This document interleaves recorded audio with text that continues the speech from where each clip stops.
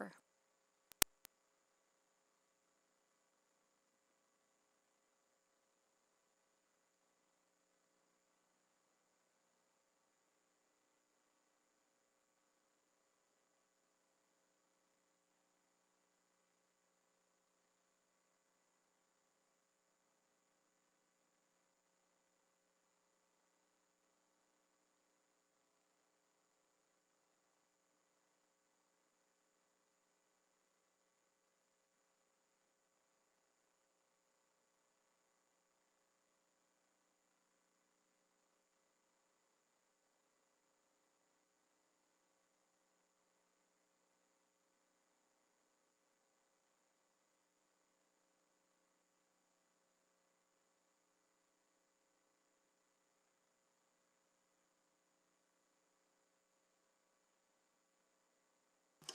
Well, good morning, everyone.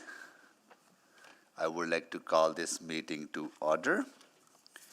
At this time, I would like to acknowledge that we meet on the traditional land of Treaty 6 territory and Métis homeland, and acknowledge the diverse indigenous peoples whose ancestors' footsteps have marked this territory for centuries, such as Cree, Dene, Saulteaux, Blackfoot, Nakota Sioux, as well as Métis and Inuit, now settlers from around the world.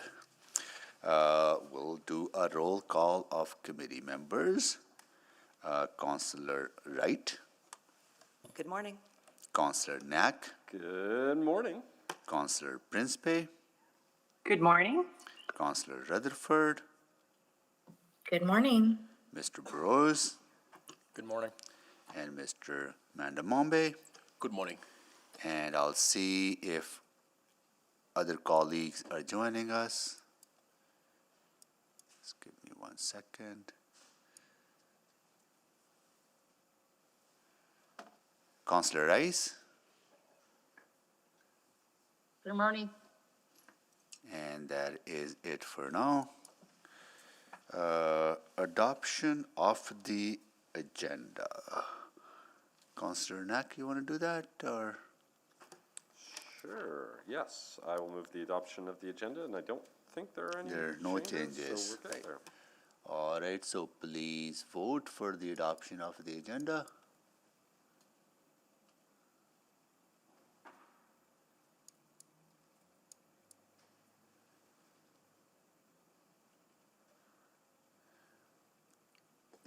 We have all the votes. Display the votes, please.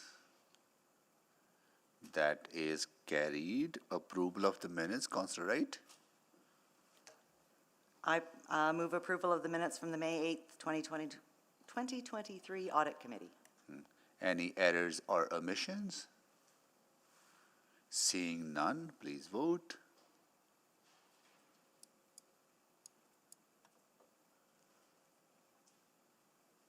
We have all the votes. Display the votes, please.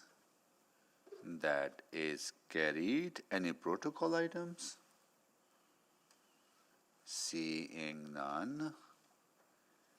And select items for debate. All right. Let's see who wants to go first. Councillor Knack. Thank you, Mayor Sohi. I'll select items 7.3 and 7.4, please. 7.3, 7.4. Councillor Rutherford. Oh, sorry. I'm Got it. Andrew You're Sinek. up. Councillor Knack selected the one I was going to Got select. it. Councillor Wright. I'd like to choose 7.2, please. 7.2. Okay, I see no one else. Okay. Vote, sorry? Mr. Manawami? If I may select item 7.1. 7.1, okay. 7.1.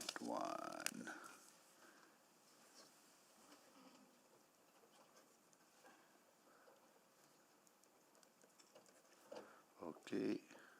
Well, that's all the items. There's nothing to be voted on. Request to speak, none. Request for specific time on agenda, none. Councillor inquiries? No.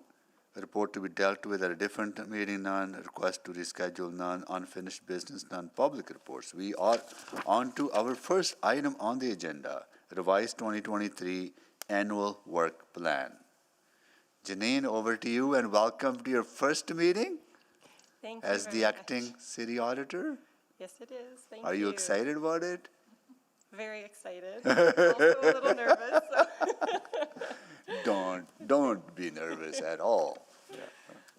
But before I begin this presentation, I do want to thank you, as well as the rest of council, for giving me this opportunity to act as city auditor and to lead and support an amazing team of dedicated professionals. The reports that we create are their work and with the cooperation and support of administration. So I am going to introduce you to my leadership team. They're way in the back there. I've got Sharon Han. She's a deputy city auditor. And Jason Soloan, he is the acting deputy city auditor, as well as Leslie Glasbeek, who is an audit manager and our senior fraud examiner. Now I will move on to the next slide. So this is our revised annual work plan. And so we've submitted this to better reflect what we can accomplish in 2023, given the amount of staff turnover and vacancies we've had. Through discussions with administration, councillors, and the Office of the City Auditor leadership team on the current risks and timing related to projects remaining in the 2023 work plan, we have decided to remove the following audits from our original plan: diversity, equity, and inclusion in the workplace, dedicated accessible transit service, data governance and management, and capital projects lessons learned. We will evaluate these audits along with any other new areas of risk and priorities as part of our risk-based process for deciding what to include in our 2024 annual work plan. Now I'm happy to take any questions that you might have. Okay, thank you so much for that brief presentation. And I'll go to committee member, Madam Mombe, to start with questions. Thank you, Mr. Mayor, and thank you to the city auditor for the presentation. I have a question on the change that has come through on the audit plan, and just wanted to understand from you, how the changes are going to impact the overall long-term plan. I'm looking at 24 and beyond. So please explain to us, what you see coming through on these changes. So the changes actually will allow us to, instead of carrying forward those additional audits that we don't have the resources to complete, they'll allow us to include those as part of our risk assessment and part of the process in determining what to include in our 2024 annual work plan. So that way we're looking at new areas of risk that have emerged. Those audits were chosen in 2022, late in 2022, so that by making the adjustment, those audits then get reevaluated and potentially included again in 2024, and potentially not if there's other priorities that come up. And thank you for that, Mr. Mayor. If I may have a follow-up question as well. I do notice as well that, you do have the data governance postponed. So given, the occurrences that we see from time to time, how are you managing that risk? So the data governance was partially covered as part of our cybersecurity audit that we brought to audit committee in May. So that was one of the reasons why that one we decided we could sort of reevaluate it for 2024, because we have had some coverage and made some recommendations already around that. Thank you for your comments. Thank you so much. Councillor Wright. Thank you very much. I see that you've got the Valley Line LRT P3 audit in progress. Can we expect that in September? That's the plan. On track? No? Yeah. Okay, good, because I think we all need to hear about that. And then I'm just wondering, the advisory projects that are underway or being considered, do we get updates on those? We only provide the updates on those in our annual report. Okay. Those are mostly working proactively with administration. They're not public reports. Okay. If we at all at any time wanted an update, can we request one by memo or? I believe so. Okay, that's all I had. Thank you. Thank you, Counselor. Right, so on the staffing issue, when will you have full component, all the positions filled, other than, the position that we have to fill, right, on the auditor? So that would, that we have two, we've actually just completed recruitment for two positions. So we Okay. have actually one person starting next week and another person who will start later in August. So that will just leave us short one other position other than the city auditor position, and where the plan was to leave that vacant for the remainder of the year, and we will look to start recruiting for that next year. Oh, okay, so you see that particular position, it is not part of that OP12 exercise, is it? Yeah, it was a choice made by the previous city auditor to hold back on recruiting for one position. Okay, then decision will be made next year whether that position is filled or not, right? Yeah. Okay, got it. Okay, good. All right, that's good. Thank you so much for that. All right, so that concludes the questions on this item. Can someone move to receive it for, just see, there you go. Receive for approval, sorry. Can someone move, please? I move to receive the work plan Judgment, as set out in attachment 1 of the June 27th, 2023 Office of the City Auditor Report, OCA 01938. be approved. Be approved. Got it. Okay. All right, so we have a motion on the floor. Anyone to speak? Seeing none, please vote.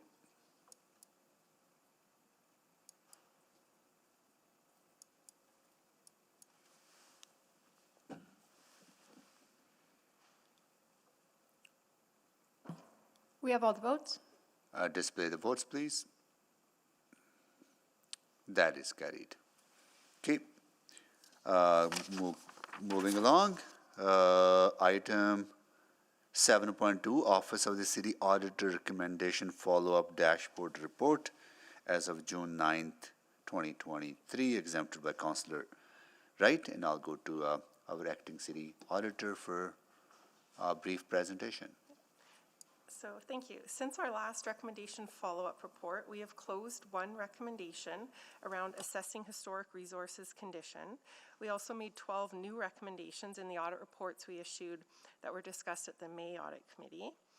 So there are now 35 recommendations that are not yet due and one recommendation that is 16 months overdue regarding the implementation of the IT Disaster Recovery Program. Most of the 36 recommendations that the administration is still working on implementing were made in the last 12 months. I'll take any questions now. Okay, thank you. Councillor Wright? Thank you. I guess I'm just concerned the way that if they aren't closed by the due date, it seems the due date just keeps getting pushed off. Working in banking, when we had auditors come in, we had to, if there was any discrepancies in that, or deficiencies, we had to get them done on time, and if not, they were shown as past due and continued that way until the situation was rectified. We've got 6 that the due dates have moved, and another 11 that are due this year. I guess what's the reason for moving them, and do we anticipate any more of those 11 getting moved? Yes, so I'll start off just with giving you the reasons for why the changes were made in the due dates. So for the first one, the enforcement services, that one, there was another audit that we did on enterprise performance management, and they've linked completing that recommendation with that audit as it has to do with the development of performance measures. So that makes sense to do, and we were comfortable with that decision.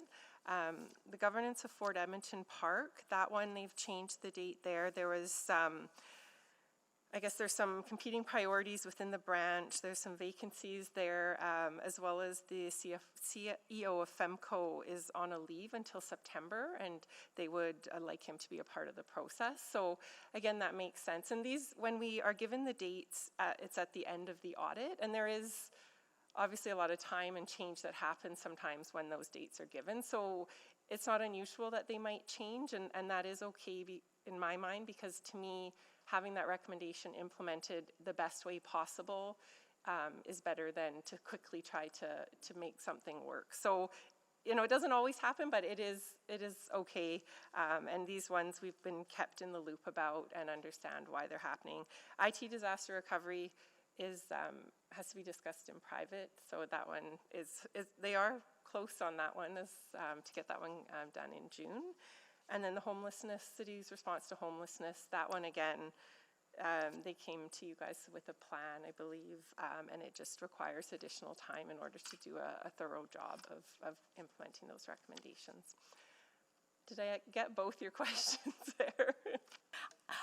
Do we anticipate any of the other 11 that are due this year to be postponed? Not that I've heard of, but based on previous experience, there is a chance as well that they may be postponed, or the dates may change a bit, but I don't know. Okay. So like these dates are agreed upon by administration at the outset, right? I don't know, are the majority of them due to staffing issues, or is it a wide variety? I believe it's a wide variety. Okay, I'm still not happy with it, but okay. You've provided an explanation. Thank you. Thank you, Councillor Wright. Now I'll go to Mr. Maramambe. Thank you, Mr. Mayor. You know, as a follow-up to that question to the city auditor is, you know, first of all, acknowledging the additional information that's included in the attachment. I found it helpful because it provides better context. Just wanted to find out from you whether you see any challenges in implementing the specific items that are not funded for the 2023-2026 budget. You know, is that a challenge that you foresee coming along? There was only one recommendation. I believe you're going into the next item. That's the listing from administration, but I believe there was one recommendation that we made for enforcement services to improve their GPS dispatch. That had a direct budget implication. The remainder of our recommendations did not have direct budget implications, so they could be implemented without additional budget. Okay. Yeah, it was just my reading of the attachment that's included from page 43 to 50 or something. So it appeared in my reading that there are a number of items that are not funded for the 23 to 26 budget. So that's hence my question. Yeah, and we are aware of that from this report, and we've actually already closed one that was unfunded since that report was made by the administration, and plan to be able to close the remainder. Thank you. Thank you, Mr. Maramambe. Now I would like to welcome, we have some guests visiting us here today. They are from Friendship Force International. They are touring the City Hall. Welcome. I hope you're enjoying your time here. We don't know what Friendship Force International is. Can someone explain that? Who would be able to explain that? You want to come up here to the podium, right? Because we would like to know what it is, so that yeah.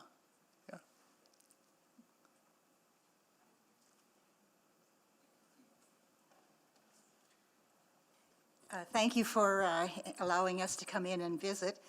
My name is Sharon Schnell, and I'm the president of our club here in Edmonton. We've been Friendship Force International was started about 45 years ago under the auspices of President Jimmy Carter.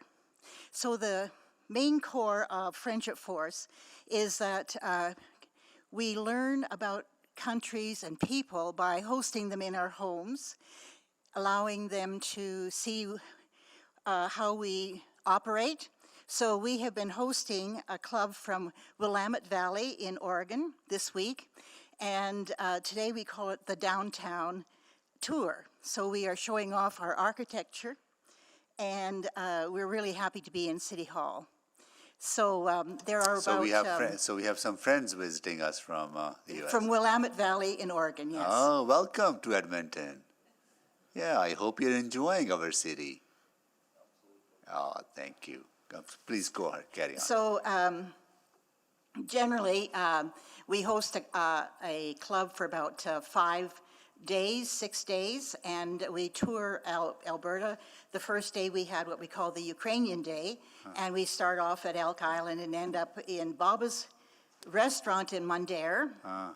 And yesterday we went to Reynolds Museum. So we are trying to show our area, and we do a lot of bragging about our city. And for many people who visit us, they're not aware of Edmonton, but when they leave, we believe that they are very enthusiastic about us. Yeah.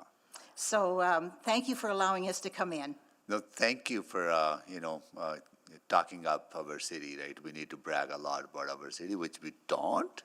Okay. I hope we do more of that, right? And I hope that your visitors, when they go back home, let others know about our city so they can come visit us. Cool. Thank you so much. Really appreciate it. Thank you so much for coming over and saying hi to us. Cool. All right. All right. Now we're going to carry on with the questions. Councillor Knack, go ahead, please. Thank you, Mayor Sohi. Oh, that sounds so exciting. Do you get to go to the library too? Good. Yeah, got to go in our library. That's fantastic. Yes. There's so many great things downtown. Thanks for the report. Just one quick question following up on Councillor Wright's. Where you have a revised due date, am I correct to assume that it will still show as overdue from the original date, right? So you won't. It's not essentially moving the goalposts, quote unquote. No, it does still show as overdue, and Okay. we're always basing the time on the original. And very valid reasons potentially to revise it, but I just wanted to, we don't get to sort of to let ourselves off the hook of that, so. No. Okay, that's all I wanted to double check. Thank you. Thank you. Councillor Rice? Thank you, Mayor Sohi. So I just noticed we only have 5 recommendation and revised dates among 35. Actually, that's a good number, not too many recommendations revised the due date. So my question is about what the guideline principle you used to prioritize finish this 35 not yet due recommendations. So when the administration feels that they've implemented the recommendation, that's when we would be contacted again to come in and look at that. So the prioritization is based on the work of administration and when they've completed the work for us to come in and review. Okay, so if that is the case, there's still possibility for some other recommendations will be changed the due date as well. Is that? Yes, yeah, correct. There's still that potential. The potential and change could happen, and for the next time then when you present this. Okay, so that is my question. Thank you very much for the presentation and the reports. Thank you so much, Councillor Rice. Okay, so that concludes the questions on 7.2. Okay.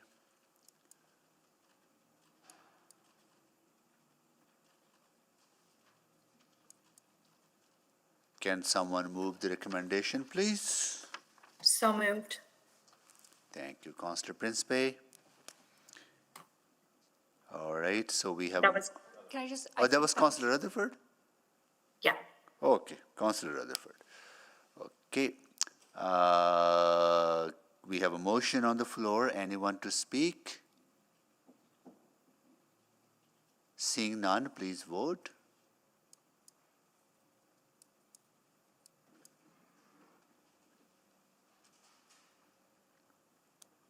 We have all the votes. Display the votes, please. That is carried.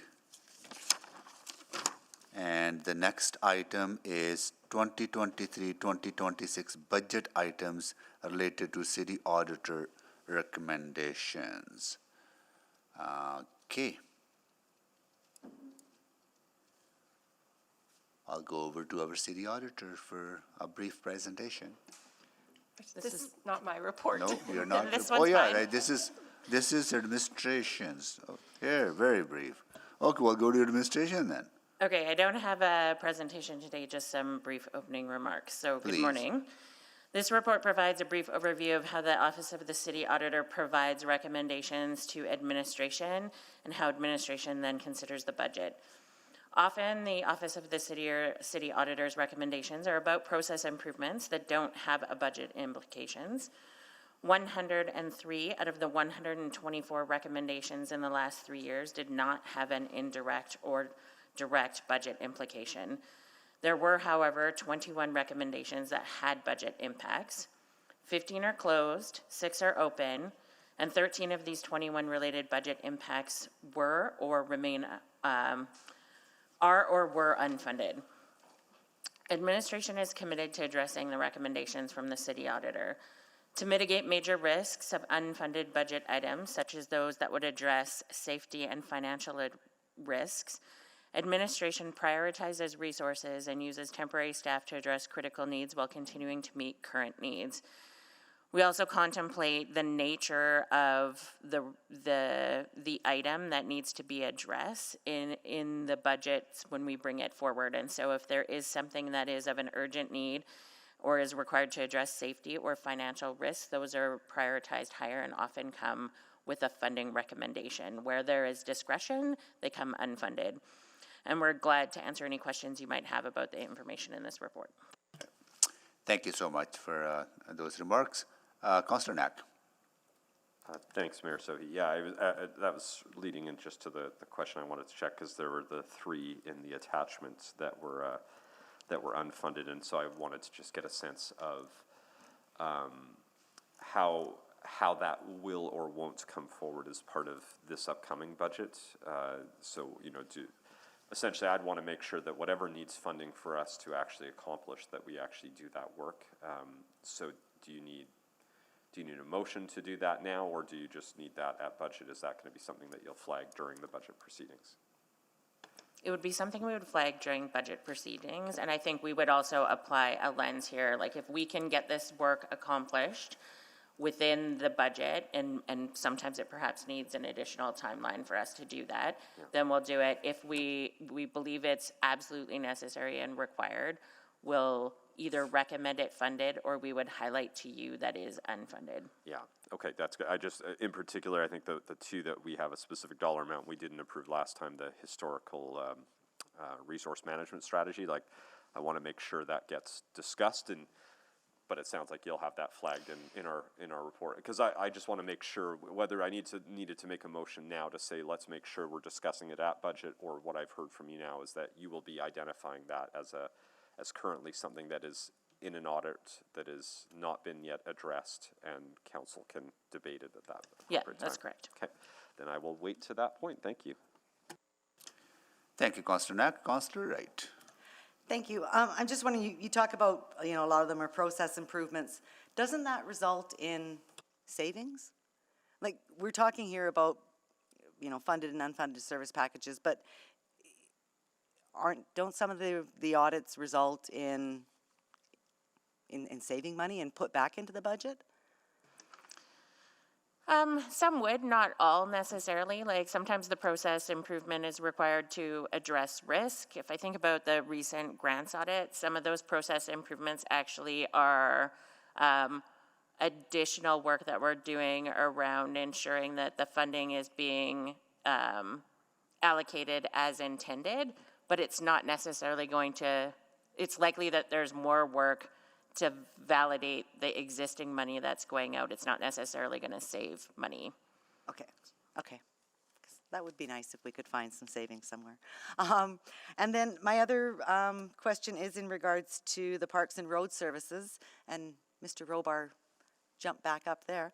But I'm just wondering, In your annual report for the waste services, it was indicated that it seems to be sort of centralized for inquiries in that through waste services. And I'm wondering, could the same sort of thing be done with the snow and ice? Could it all be funneled into one person? I think for the, can you hear me? Yeah. Okay, perfect.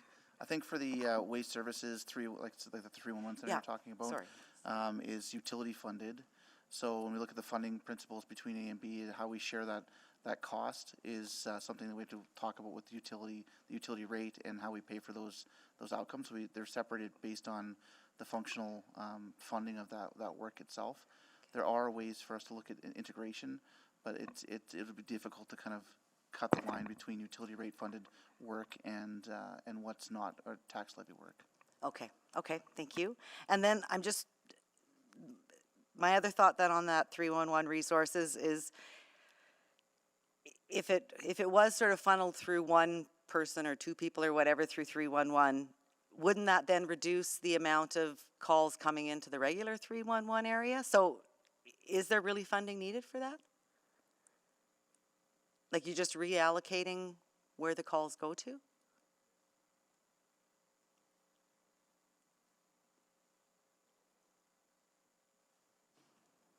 Is that to me or Mr. Robar? Or if you, maybe, can I answer this in general? Okay.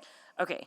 So I think one of the things that we continue to look at with 311 is how are calls routed to 311. But I would say this, so like even with a central intake, we often require, because of the specialized knowledge required to address certain complaints in certain areas, that those queries, while they might come into 311, they actually go out to different business areas.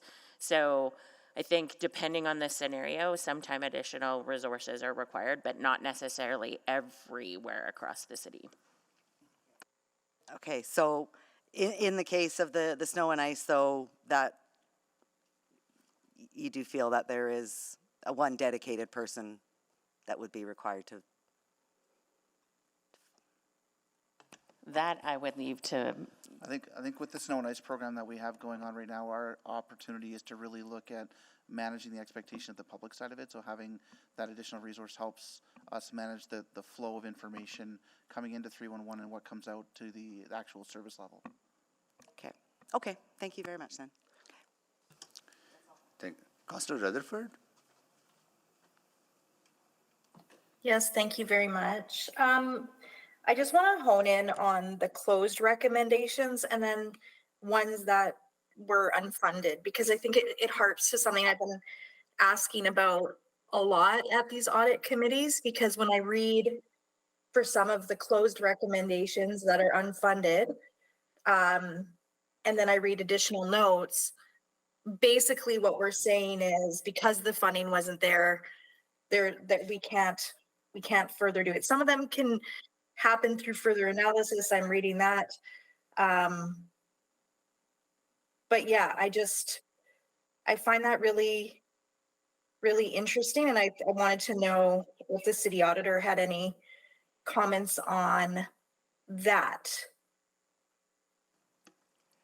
So for the closed recommendations, the funding that's being requested is in relation to the recommendation, so it's actually not in order to implement the recommendation. So they have implemented the recommendation, but through additional work or while implementing it or during the audit, administration has determined that they would like to do this additional work or provide additional service. So that's where they're related to those recommendations, but they don't require that funding in order to close those recommendations.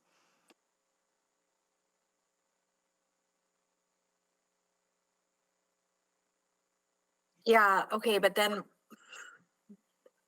like I'd be curious from my other colleagues on audit committee, but I feel like there's just a big gap between, when something is closed and there's no funding and we don't have that direct line of sight. Like I'm looking at right now, Parks and Roads, yard operations recommendation 5 on page 5. And it says, it's talking about the recommendation to increase security at the yards. And then it says some money was transferred for immediate safety concerns, but then the remaining costs required for upgrades to 18 yards, as well as costs for project management, contractors and engineers remains unfunded, but we've closed it out. And so I'm just like, I guess, how do we make sure? Because I guess maybe to Stacy, like how you said safety concerns are automatically are usually funded, or at least recommended funded. Was this recommended funded at the 4-year budget? Well, I think maybe the nuance is what we did was we secured the budget and completed the requirements to bring things to the minimum standard. After that point in time, where there is an enhanced standard that we'd like, that becomes a little bit more discretionary in whether we fund that or whether we fund something else as part of the budget.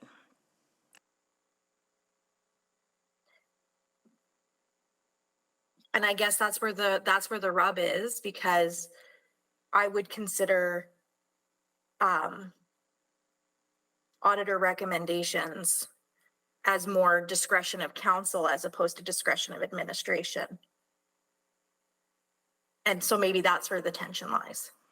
Yeah, so I would have to look, but I would think we would, for the most part, we would bring service packages, but we don't always recommend those service packages are funded from an administration perspective, depending on what the level of enhancement is in terms of requirement to close the audit point.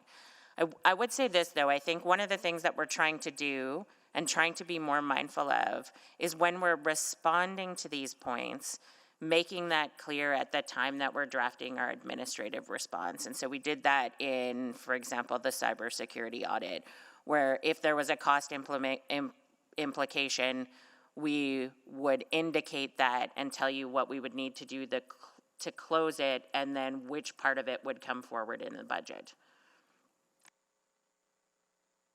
Yeah, I think that's good. And that's something that's been, I think, missing. And I think even this table and the table both for the closed and the open recommendations, I feel like should be an appendix with our budget deliberations. That would be at least then, if I'm not seeing something recommended for unfunding that I think is important to fund based on what the city auditor report said, I can at least debate that at council.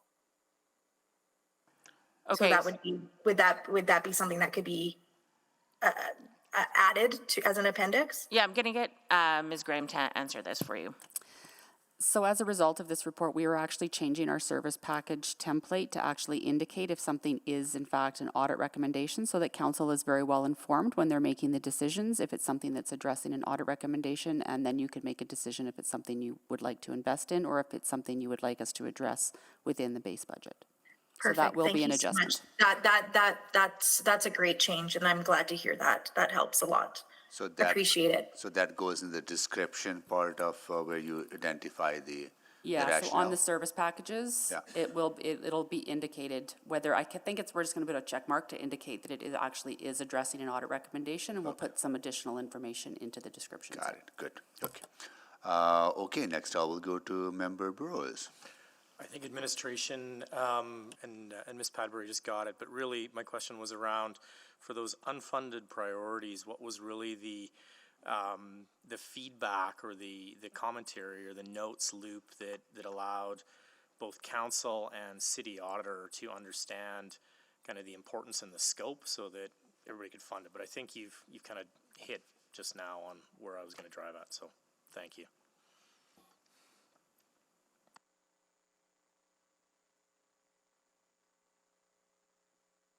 All right, so that concludes the questions on this item.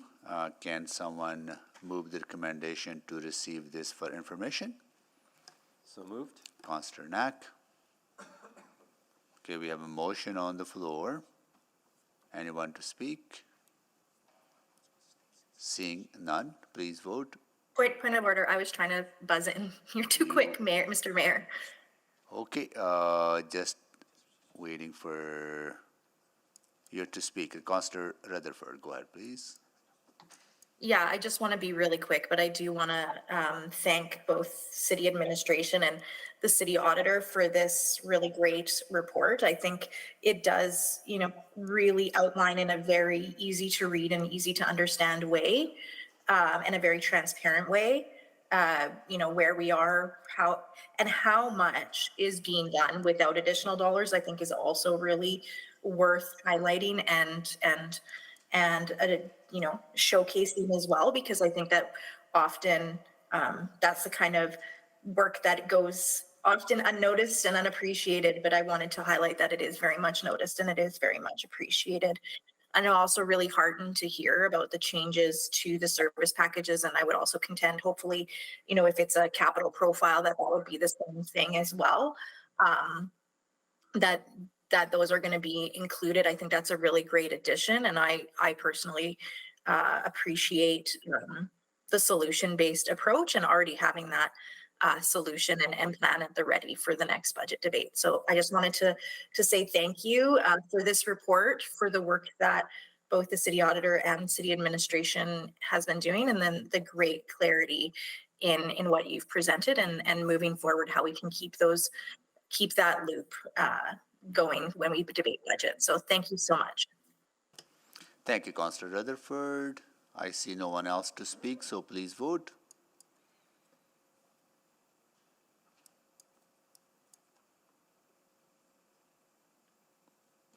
We have all the votes. Display the votes, please. That is carried. And now we are on to 7.4, employee absences and overtime audit, exempted by Councillor Knack. This is from the city auditor, right? So I'll ask for a presentation. All right, so yeah, we just have a short presentation for this as well. The objective of this audit was to determine if administration is managing employee absences and overtime cost effectively and to minimize the risk of error in payroll transactions. We also looked at how business areas record and track earned days off. City employees work overtime for a variety of reasons, including responding to emergencies, managing workload when an area has short staff, and addressing temporary and seasonal operational requirements. Overtime is a legitimate business tool and should not be eliminated, but it can be managed. In 2022, overtime costs for the city were $39 million, and that's up $17 million from 2018. As well, every city employee is away from work occasionally for things such as vacation, sickness, medical appointments, or bereavement leave. These absences, especially unplanned ones, can impact a business area's productivity and increase workload for present workers. Sick pay and paid absences, so things like medical appointments and bereavement leave, but not including vacation, has cost the city $74 million in 2022. The Earned Day Off program does not cost the city anything, so depending on the collective agreement or the management level of the employee, they will earn 12 to 25 days off in the year by increasing the number of hours they work each day. In 2022, there was around 2,300 employees that participated in the Earned Day Off program. Just switch the slide. So overall, we found employee services is providing adequate support for management and absences and overtime. However, we did find areas to strengthen their support. We also find staff are recording and reviewing absences and overtime in the city's time entry system in a timely manner and in accordance with applicable policies, and that what they record fairly represents the event that actually occurred, is justified and supported. However, for earned days off, we found employees do not receive consistent communication on the use of earned days off, including banking earned days off and carrying them forward to the next year. As well, it was not clear to some supervisors that they are responsible for tracking employee use of earned days off on an annual basis. And for overtime, we found the guidance on effective overtime management is outdated, and that most of the supervisors we interviewed were unaware of the tools and data available to help them manage overtime. As well, we found issues with how business areas monitor individual overtime and manage aggregate overtime, and that employee services does not periodically review and report corporately on how business areas are managing and monitoring overtime. So these findings led to those 4 recommendations that you see on the screen. Without corporate guidance, support, and monitoring, administration may not identify and address operational risks such as accuracy of payroll, optimal use of resources, negative budget impacts, employee health and safety, and changes to performance and productivity. Now I'm happy to take any questions. Thank you so much.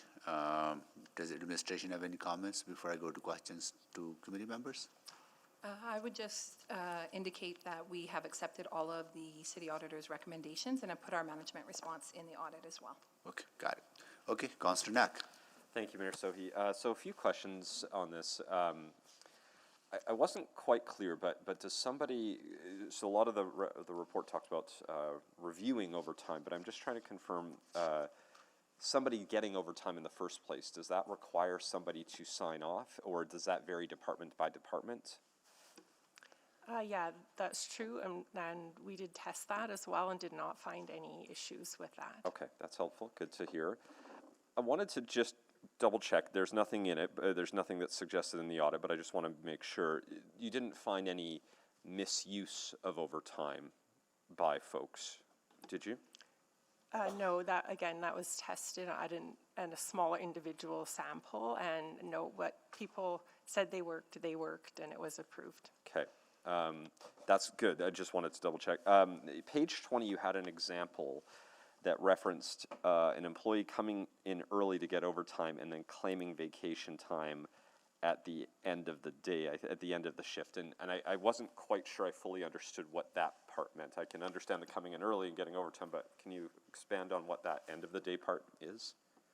Yeah, that was an example we provided just to show how if a change to that employee's shift timing would reduce the overtime, which is paid at time and a half or double time, right? And then also reduce them using their vacation as an offset to their overtime, which they're being paid more for. So it was basically to give them a shift that would just be their regular time and then just a way to manage overtime. I get it now. Okay, that makes more sense to me. Perfect.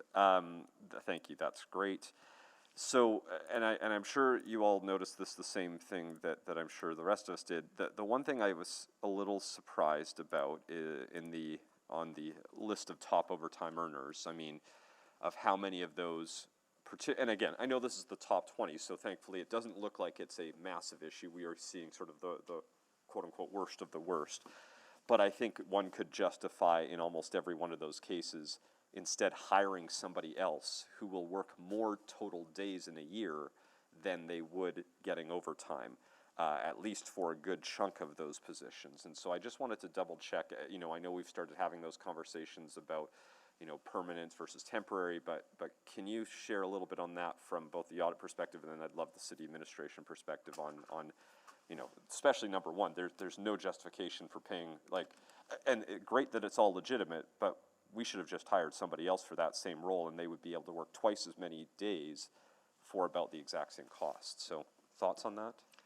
I will say, yeah, that is why we're making the recommendation for employee services to be sort of monitoring that business areas do that management, and that's sort of looking at it at an aggregate and an individual level. So that's definitely an example of why it's important to manage over time. And I see Mr. Robar is going to turn on the mic. And just to add, because I would imagine, I don't know if we have a set target time, because I'm guessing somebody in snow and ice needs a little flexibility compared to other areas, but when I see folks working more than 50% of their earnings are getting overtime, that suggests to me, surely we should have a target, an upper end target, and say that's too much. What should we be doing differently? Yeah, so the administration side, most of the people in that top 20 fall into city operations, either into ETS or Parks and Roads. On the Parks and Roads side, and you're 100% correct, there is a tipping point at which it makes sense to have overtime and then bring on full-time FTEs at another point to kind of make sure that we're limiting that or where it makes sense to. In ETS, the ETS examples are related to being short-staffed. As we went through the pandemic, we kind of stopped our training programs as we did that, so we're still playing catch-up on the pandemic side of it. So you'll see a lot of that kind of go down over the years as we kind of get caught up on the training aspect of the work. So we have people working a little bit more than they should right now in terms of ETS. So the staffing level should be higher than it actually is, and we're working through our training programs to get more people onboarded to push that number down.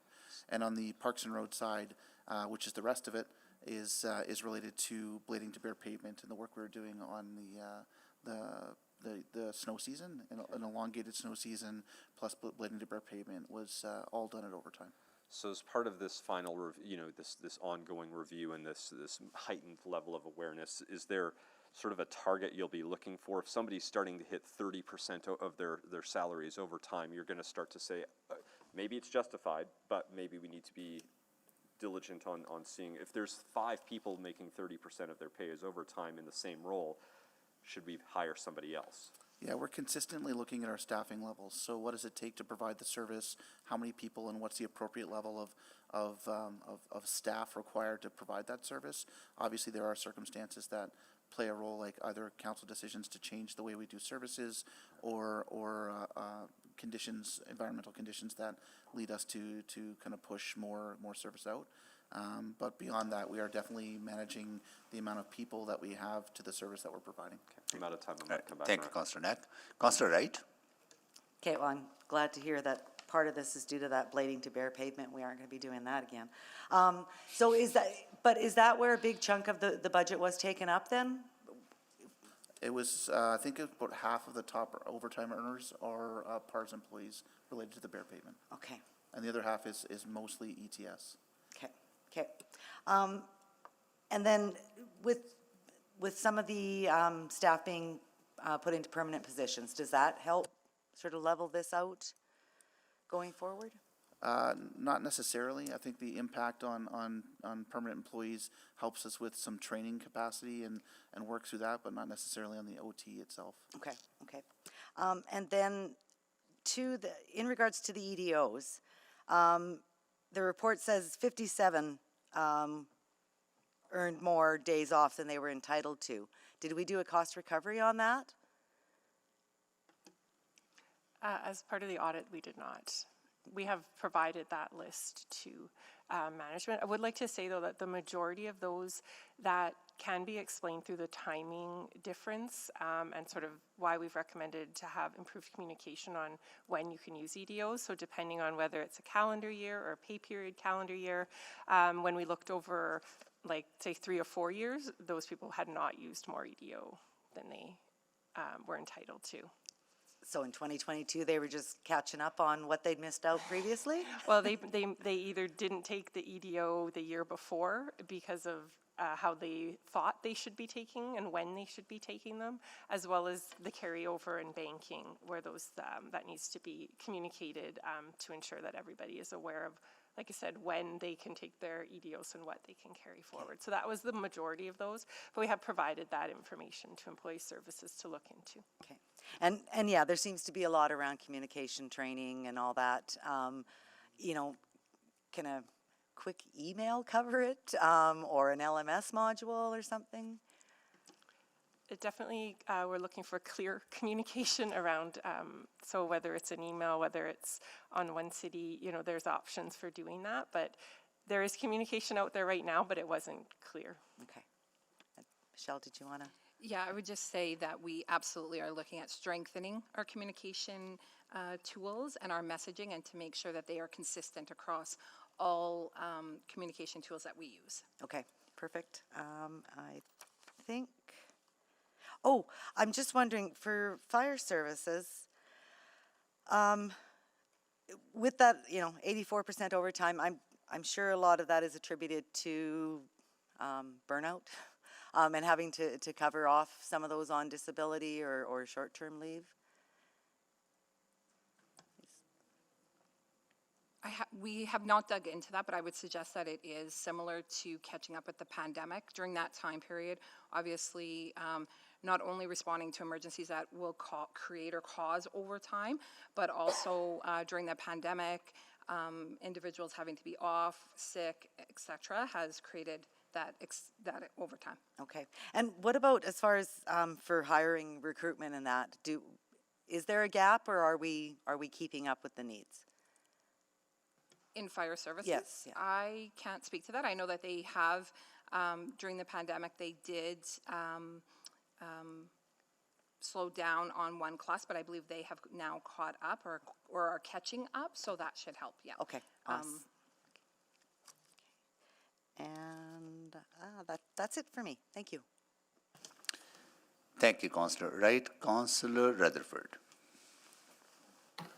Yeah, thank you. I guess my first question is, typically when we have audit committee, there's the auditor's report, and then there's a response from administration that are dealt with together, where they either accept or, as was mentioned with Stacy, highlight some of the costs with those. And so I was wondering why there is no administration response to this report. So the management response is included in the audit report, so we have accepted all of the recommendations. At this point, we do not anticipate any additional costs to implement the strengthened communication and oversight that employee services will provide.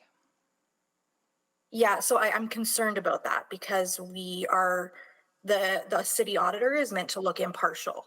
So that is why they should be two separate reports. It should not be administration responding within the context and the body of the auditor's report.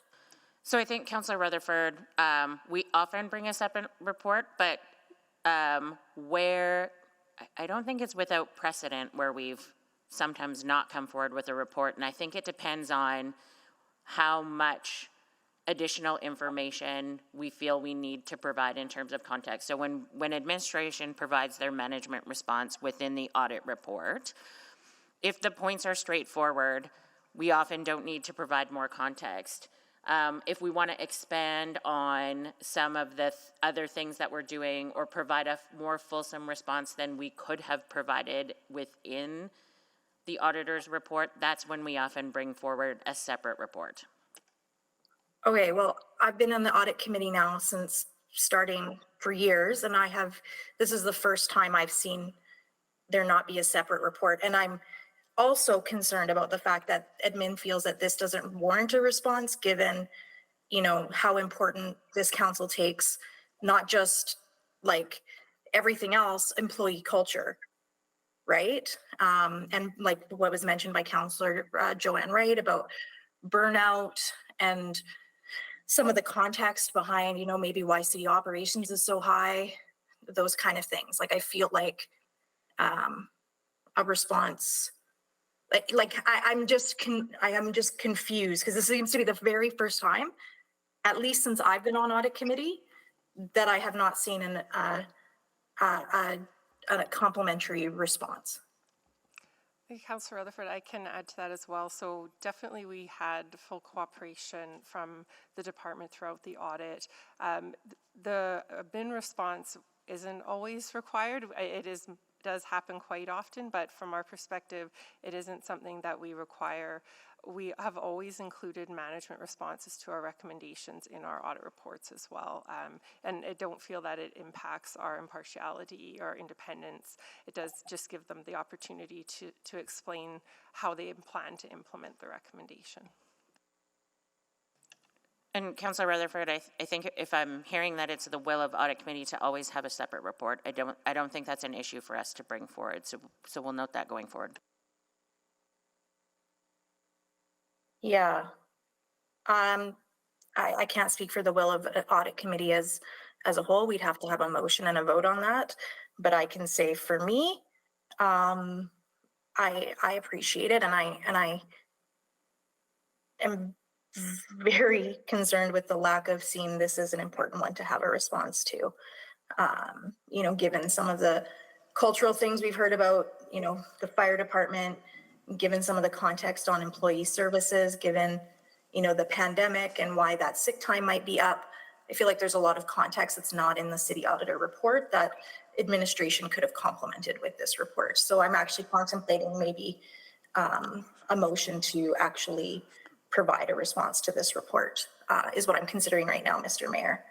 But I'll think about it. I guess another question that I want, actually, you know what, I'm just gonna come back for a second round because I have a whole another slew of questions on the actual content of the report.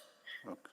So, Councillor Rutherford, the responses are within the report, right? So the administration did respond to all the recommendations. Your issue is having a separate report instead of within the body of the auditor's report? I'm just trying to understand. Is that your concern, Councillor Rutherford? I think it's two. It's both just accepting the recommendations, but oftentimes what I have seen in other reports from administration is they include some context that may not be included in the city auditor's report, because the city auditor is very focused in their scope. That's where I'm coming from. And again, I'll come back for a second round and maybe that will help clarify. Okay, got it. All right. I just want to have a few questions around the use of the overtime. Yes, it is important. It's part of the organizations to manage the workload. But just want to understand: is it the overtime that we are using? Is it comparable to other cities and other organizations of similar size? Because we have, for a reason that we want to make sure that there's not excess need for overtime because of the well-being of the employees. Yeah, you want to make sure that their mental health and physical health and their family life balance is there for the long term. Yeah, I would say that on the ETS side, it is definitely comparable to other cities. Right now, Calgary is having a challenge hiring bus operators and getting service on the street. There's lots of overtime issues that they're having as well. So I think comparably in their province, we're seeing similar activity on that front. Okay. And then on the Parks and Road side, that's event focused. So Okay. it was really a change in direction that. So we will see a decline in overtime and park and rec moving forward because we are not doing that pilot anymore. Correct. Okay. And on the ETS side, as more people are trained, yes, it's pandemic driven because of the training stopped, people continue to retire, and then you have sicknesses and everything else, right? So you see that declining as well into the future years? Yeah, so we obviously have a staffing level that we want to hit in order to kind of maintain the service levels and an adequate level of overtime. On the Parks and Road side, Yeah. I mean, it's event-driven, right? So environmental conditions, if we get a snow season that is harsher than okay. most, then there's the caveat as well, so just Okay. want to be clear on that. Okay, but on the ETS side, like we added more hours, but more people are retiring so I just want to understand, even though it's comparable to Calgary, but that's pandemic-driven comparables in a way that they face the similar situation. But for the long term, you want to minimize the use of overtime for cost as well as the well-being of the employees. Yeah, and we hire to our turnover rate as well. So we're staffing, when we talk about staffing and training employees, we're doing that on the auspice of our turnover rate. We know who's retiring, how many people leave the organization a year, and we're planning on that as well. So it's not just about the work we have going on each and every day. There's overtime sometimes built into shifts as well. So when we look at the shift structure itself, there's inherent overtime built into those shifts. As you can imagine, when you're driving a bus, you don't always end on the perfect 8 o'clock and 4 o'clock hours. So there's inherent overtime built into shifts as well. We call that, the good overtime and bad overtime. So, so navigating that is something we do every day. Okay, good. All right. Okay, I'll go to Member Burrows next. Thank you, Mr. Mayor. Two quick questions. So when I read through the report, it looks like your overtime is localized. It sounded like to kind of snow, ice, winter removal, as well as ETS. And then when I look at the timeline to implement the recommendations, it's over a year from now. Isn't this something that could, given that the recommendations don't do or don't use overtime, they're more manage it, track it, monitor it, communicate on it. Isn't that something that could be addressed more quickly than 15 months, 14 months? Yes, absolutely. I think that we will see that we will have some of the implementation around the recommendations and the responses completed sooner than the June 2024 timeline. Okay. second question, from a budgeting standpoint, it looked like your total overtime is running about 3% of total kind of compensation cost, if you will. What's the target number when you lay down kind of the budget going forward? Is it 3? Is it 1? Is it 0? Is it 10? What is the number?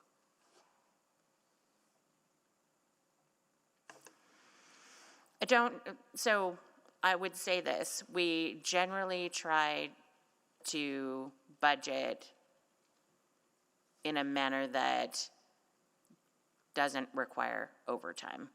And so when we set salary and wages budgets, we look at the number of employees, look at the average cost, we look at the service line in which they're providing, and then we allow some variation for things like in fire, where we know that the shift schedules might require overtime, and we choose the number on the basis of what's trending in that area, but we don't overall say everyone can have a 3% overtime budget, if that makes sense. Let me ask the question slightly different, Ms. Padbury. So $39 million in overtime, is it consistent or on expectation what we thought may happen for the result? So said differently, we know we're always going to have overtime in fire, in ETS because of staffing issues for a whole host of reasons. I guess what I don't have a good kind of lens for is $39 million of overtime what we thought was going to happen, or is it $39 million more than what we thought was going to happen? In 2022, 2021, and to some degree in 2020, I think part of that was the experience in the pandemic. So we did not, for those years, like where you're seeing the uptick, we weren't, at the time that we set out the 4-year budget, we weren't anticipating that level of overtime.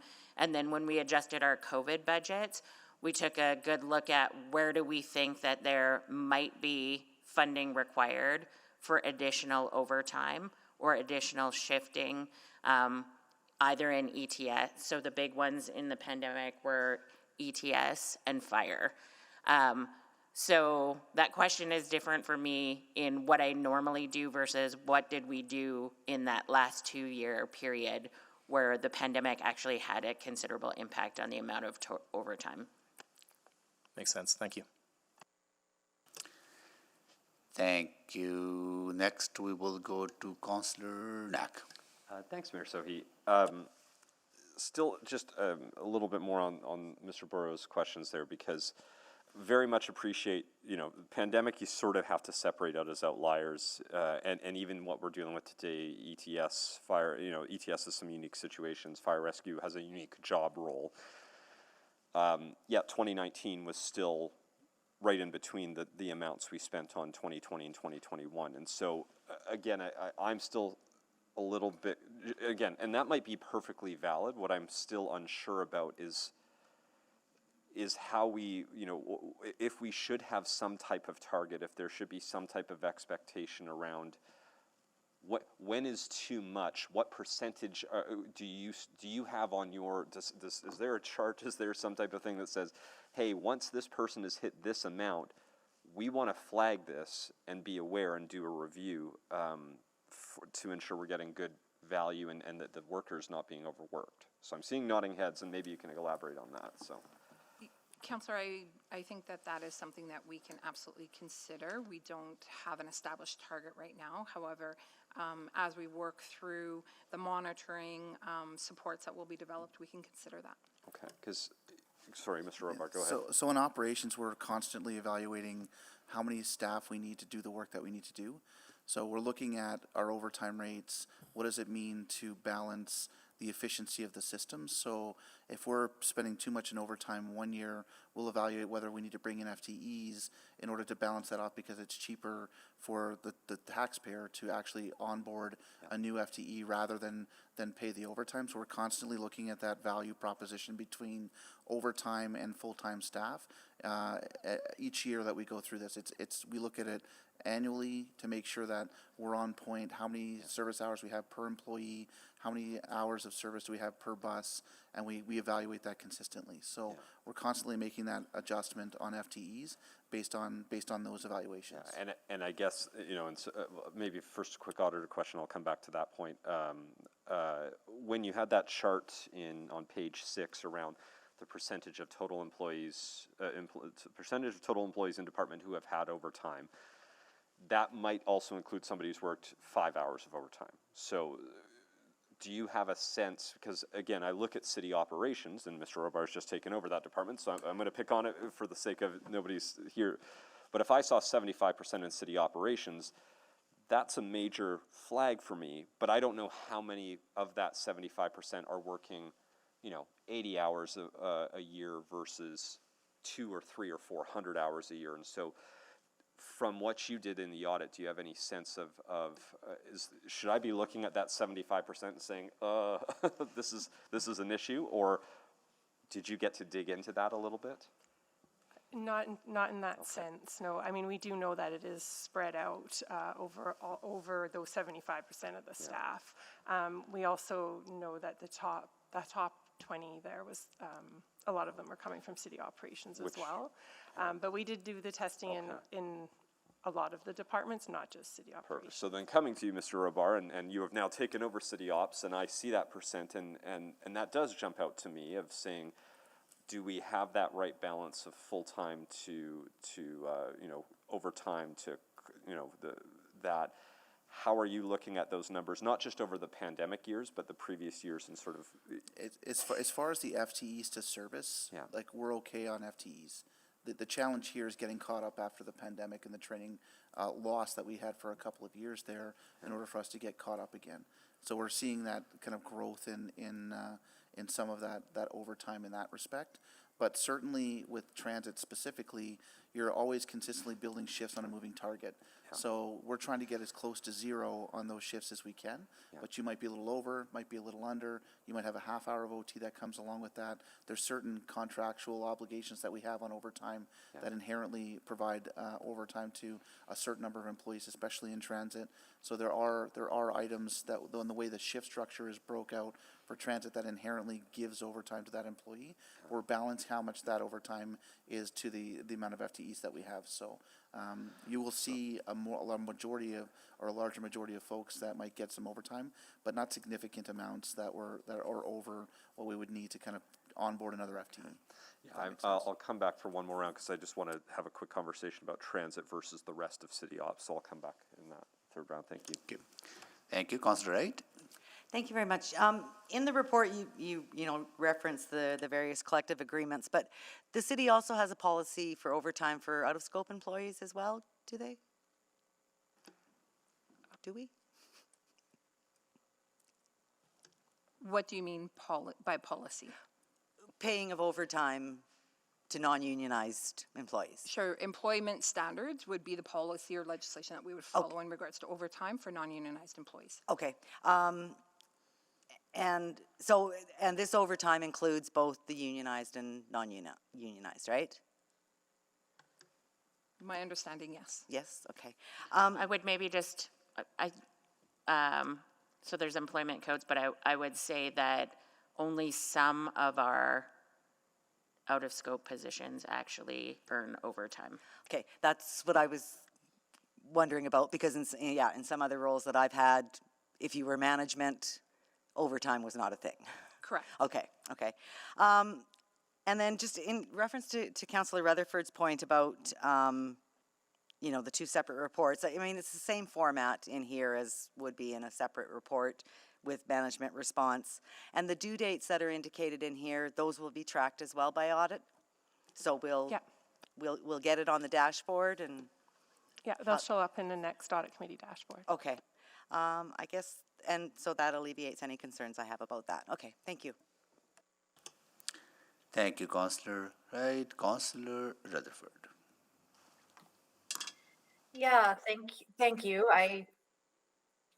I'm gonna let it ride. I won't do a motion, but I do have some questions. I guess, Mr. Robar, when did the city operations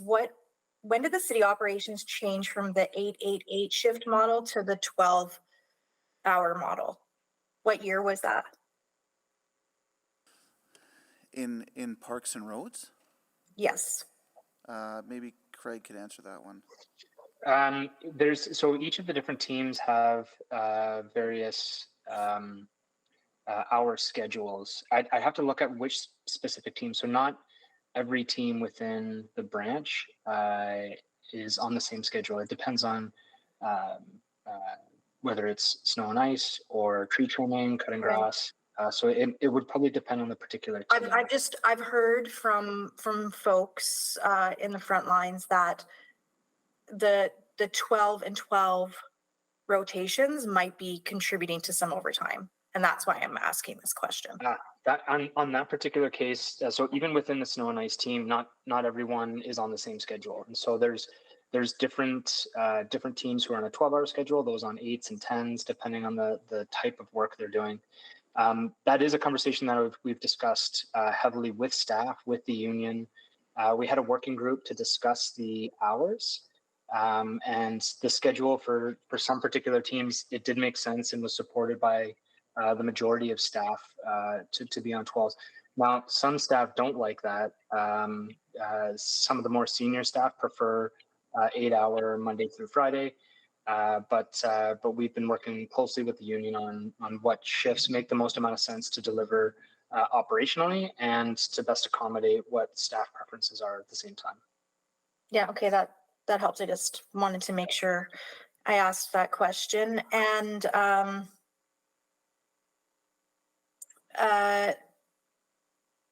sorry, I'm just looking. I guess for nobody's here to talk about fire rescue, hey? Correct.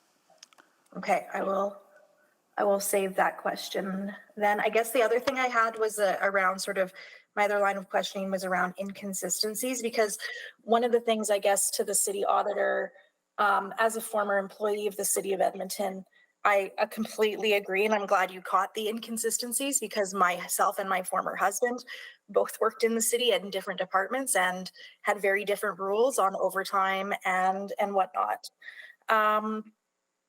My question is around flex time, and if you explored kind of the use of flex time as any kind of avoidance of overtime, and if that is actually being tracked properly.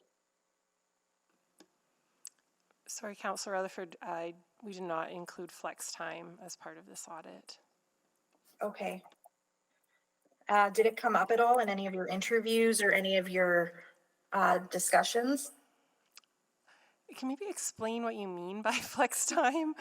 Sure. So it means that, like, for example, if I work in an area like community building, and I have to do some evenings or weekend work, that I then flex. I'm expected to flex my time so that maybe I come in late on Friday because I'm working a half day on Saturday, as an example. Yeah, that would be what flex time is. It tends to be way more casual, not as tracked. And then what I would add to that is often, because there's still meetings and business that's required in the regular hours, I have seen it in my own personal experience and with my people that I know, that it tends to just accumulate as basically unpaid hours that people end up working. So maybe just, I don't see Ms. Flamen here, but I understand that flex work is a strategy employed in very specific areas that have very different work requirements. Yeah. And appreciate what you're saying, but I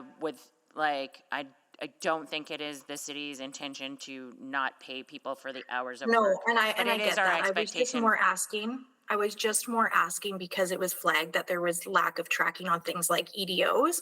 And so it flagged for me that there might also be a lack of formal tracking on flex. Yeah, so I can say that we didn't see that in the testing that we did, but we did not test in every single business area.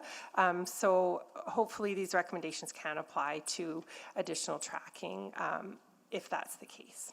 Perfect. Thank you. Thank you, Councillor Rutherford. Councillor Knack. Thanks, Mayor Sohi. So just, yeah, last bit of questions here, and I was picking on you a bit, Mr. Robar, but you know, I also appreciate that city, community services separate from fire rescues over that 50% total mark too. And so I guess just the question I wanted to understand as we go forward with this information is, you know, I'm hearing generally speaking from an ops, and again, separate out transit right now, you're going through that regularly. You're really trying to dig into making sure, like if you've got, you know, if I'm pulling up that chart of the top 20, if you've got 4 people who are making an extra, you know, 60+% all working in the same role, you've already got some type of mechanism that says, okay, I have 4 people making 60% overtime. Maybe I should take that money and go hire 2 more people and actually get more total work days than I have today with them working overtime. Is that right? That's absolutely correct. Okay. That's helpful, and so you're going to keep on top of that. And I guess, so the same question is, so I don't expect necessarily a hard percentage, but that is a regular and ongoing piece, and that is also happening in community services. I know we don't have Ms. Flaman here, but I'm just wanting to get a sense that type of analysis is happening, because I off the top of my head, I'm not aware of the same type of shift differential that you would have in parks and roads and snow removal and different things that you would have on the community services side. And so from, I guess, the audit perspective is that even if it's not necessarily happening now, and it very well might be because we don't have Ms. Lyman here, you would be confident that these recommendations would allow someone to look at that and say, if you've got 53% of employees currently getting overtime, this will allow them to go in and dig deep and make sure they're doing the right things. Yeah, that's the intent of our recommendation, is that for all business areas to start doing that analysis. And that's at the aggregate level and also the individual level. Okay. I think that's it then. I believe those are all my questions, Mayor Sophie, so I can, if there's no one else I can move. Yeah, go ahead, please, Councillor Knack. Happy to move the recommendation that this report is received for information. Okay, all right, so we have a motion on the floor. And at this time, I'll ask if people, committee members want to speak. Councillor Rutherford. Yes, thank you. I did just want to clarify one thing in the conversation that, you know, I gave an example in community services because I come from the community services field, but I know that flex time is used in many departments, including communications and engagement. So I do not want to just, you know, zero out on the DCM for Ms. Flaman's area.